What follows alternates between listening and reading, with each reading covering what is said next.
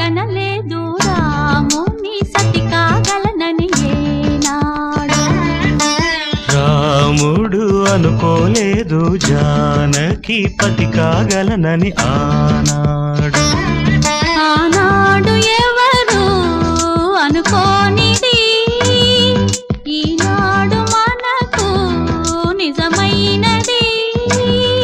ఆ రామాయణం మన జీవన పారాయణం. రాముడు అనుకోలేదు జానకి పతి కాగలనని ఆనాడు.